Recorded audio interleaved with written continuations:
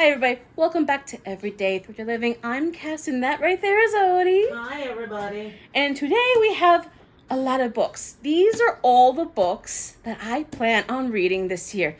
I have a lot of books that have been on my bookcase for a long time, and I want to show you guys what I hope to actually get through this year. So, let's get right into it. I have a lot of nonfiction, just so everybody knows. I have a lot of nonfiction, so let's get right into the first one here. Vendetta, Bobby Kennedy versus Jimmy Hoffa by James Neff. Basically, Kennedy versus Hoffa. It was a big thing back in the 50s and 60s, you know, mobster, all that stuff. Nonfiction. Next nonfiction is The Plot to Destroy Democracy. How Putin and his spies are undermining America, dismantling the West by Malcolm Nance. I don't have to say anything else. It's a Trump-Putin type book. And this is a book that Odie got for me that she has been wanting me to read for the longest time. Two more books that she has been wanting me to read for the longest time. American Psychosis, a historical investigation of how the Republican Party went crazy by David Korn. Yes. From the GOP, from what looks to be from Reagan, Nixon, all the way down to basically today.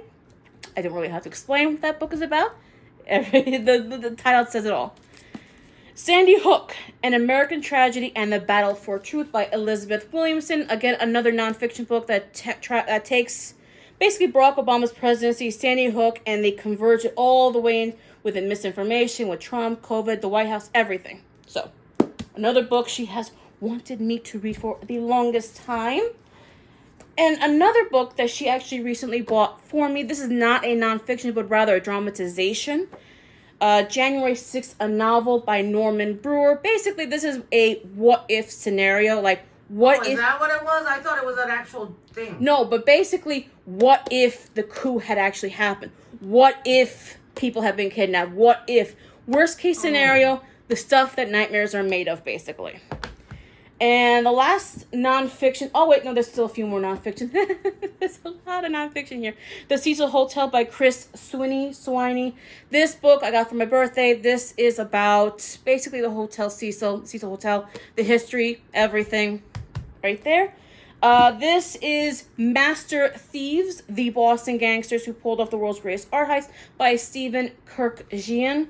This is about the Isabella Stewart Gardner Museum heist. There's a documentary on Netflix about it.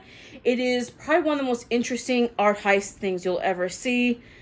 Basically, back in 1990, masterpieces were stolen from this museum. They haven't been found since, and there's been a whole big thing as to, you know, who did, who didn't do it, that type of thing. Mm-hmm. We have that. Oh my goodness. Two more nonfiction books. This is Grey Wolf, The Escape of Adolf Hitler. Yes, this is by Simon Dunstan and Gerrard Williams. This is a book I've had for years. Basically, this is like a hunting Hitler type book. The FBI spent 20 plus years looking for Hitler, apparently after his death, because they had verified reports that he was alive somehow. So that's what that's about. The last book here is The Devil in the White City, Murder, Magic, and Madness at the Fair That Changed America by Erik Larson. It's basically two men. One is an architect and the other is H.H. Holmes, I believe. And this was actually supposed to be a TV show, but it failed for some reason. So you have that. And the rest of the books here are fiction. First, we have The Guest List by Lucy Foley. This is basically an and then there are none type scenario. Everyone has a... You know, someone gets killed or something, and, you know, you have to, a whodunit type thing. Next, we have The Haunting of Hill House by Shirley Jackson. I have read this book, but I want to reread it because it's been years since I've read it, and I thought it'd be fun to reread it. Basically. I can never reread a book. Well, it has been more than a decade since I've read it, so. No, it's just that once I read it, you know.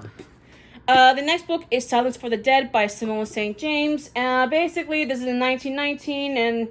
You know, Great War, haunted asylum, that type of thing. A horror book. Next is episode 13 by Craig DeLuey. This is a husband and wife ghost hunting TV show, reality show. And, you know, they go to a place they think isn't haunted or is haunted. And well, things do not go well for them, from what I could tell. Things don't go well. Oh, what another nonfiction book. My goodness. This is Krakatoa, the Day the World Exploded, August 27th, 1883, by Simon Winchester. Basically, Krakatoa exploded on that day. And you don't want Krakatoa exploding again. It's not good. I think that's the when that happened, there was no summer or something. Temperatures went down, people died, harvests, famines, all that type of stuff. Last 3 books.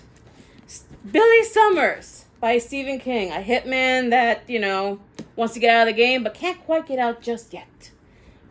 Of course, The Sun.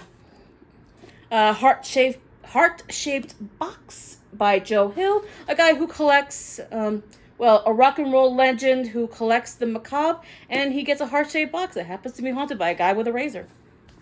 A ghost. Interesting. And the last item is The Silent Patient by Alex Michaelides? Basically. Michaelides. Michaelides. Basically, psychiatrist, get involved with a case with a woman. She kills her husband and doesn't talk for years, and he has to figure out why. And, of course, bad choice, I guess. So, those are it. Those are the 17 books that I have right in front of me that are in my library. Of course, I'm going to read them all tonight. I'm not that crazy. Anyway, like I said, these are the 17 books that I would like to get to this year. There are other books, of course, I would love to read. Of course, anything with Trump, really. There's a whole bunch of books with Bill Barr, Trump. I would love to read the Mary L. Trump book. Hatchet Man, I think, was the Bill Barr one. The Maggie Haberman book. Just basically anything that's Trump and Jonathan Carl, Michael Wolff, the sequel. That's for another video. But basically, yeah, these are all the books I have on my bookshelf that I would like to get to this year, and hopefully I will. And that's going to be it for us today. Thank you so much for watching, and hopefully you will have hit that subscribe button and liked and everything. And we will see you guys in the next video. Bye, everybody. Bye.